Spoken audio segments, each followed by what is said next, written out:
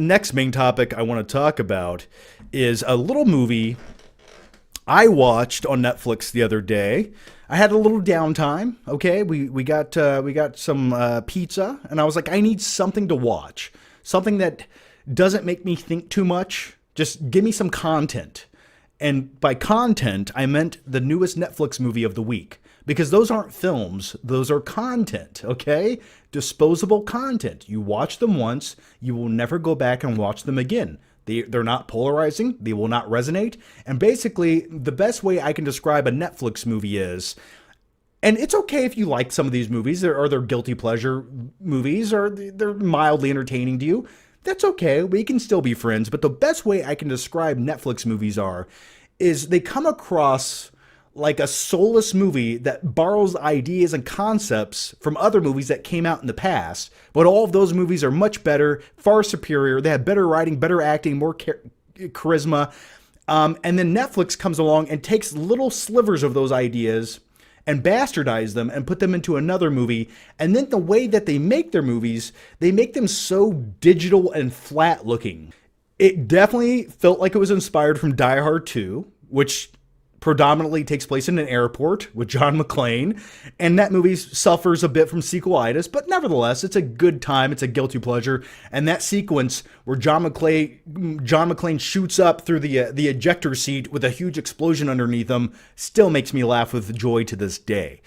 But when it comes to Carry On, in all fairness, I felt like the first act had potential. It had some potential, and I thought, had they just stuck with him being a TSA agent and being stuck at the X-ray machine where all the luggage goes through, had they just taken their time at that sequence a little bit longer, it sort of would have been like Phone Booth, but in an airport, where he's talking to Jason Bateman, aka the terrorist antagonist of the movie, which, by the way, I love me some Jason Bateman. He plays the perfect asshole, and if I was going to be a terrorist with chemical gas, I was going to take on an airplane in the most convoluted storyline of all time, where I'm setting myself up to fail and just putting my face on every camera in an airport for 5 hours as I just threaten some guy on a phone.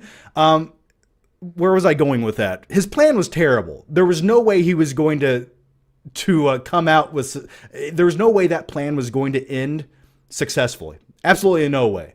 But nevertheless, I love Jason Bateman, and some of his, the way he criticizes people and just reads people instantly, I enjoy that. I kind of relate to it, just putting it out there. So FYI, if I was ever going to put chemicals on a plane and become a terrorist, I would do it in the style of Jason Bateman and Carry On. And Taran Ederton, I like him as an actor. I really do. He's sort of like, he's relatable to me in a sense. And he seems like a real dude, but the screenplay did everyone a disservice in Carry On. And I think that was the biggest detriment to the movie. But going back to my point of him just being on that earpiece, talking to Jason Bateman as he's being forced to do certain things, I thought had the movie just slowed down right there in the first act and gave me the majority of the movie right there, I thought that was interesting and compelling. I think that would have been intense and simple. I like movies like that. But then they almost go off the rails where they have to force all these different subplots with all these different characters. And every minute that movie progressed, I think it got worse and worse and worse, and all that suspense and logic just went out the window to the point where I'm like, this is just a cartoon movie at this point in the film, and I didn't care who lived or who died.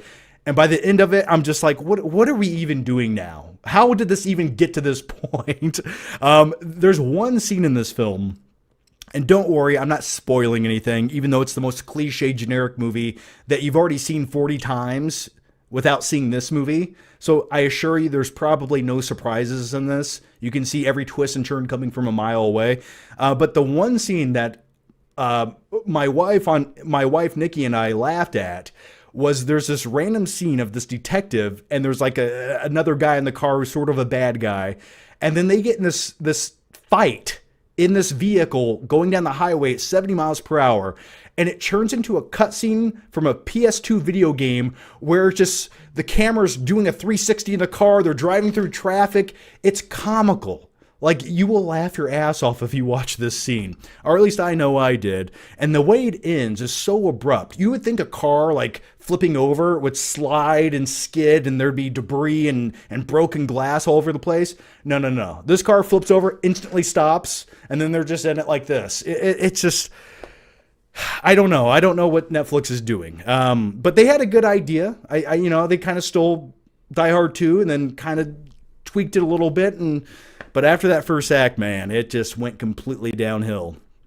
And also, the one thing I did want to say is they also stole the idea from the movie The Rock from 1996, directed by Michael Bay, starring Nicolas Cage.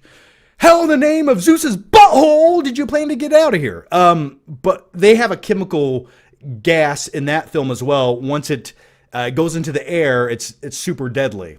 So it feels like they sort of stole that plot device and put it into Carry On. So anyway, yeah, if you want a better movie, just go watch The Rock or Die Hard 2 or the first Die Hard. I mean, it is Christmas time, so it's definitely the time to watch Die Hard.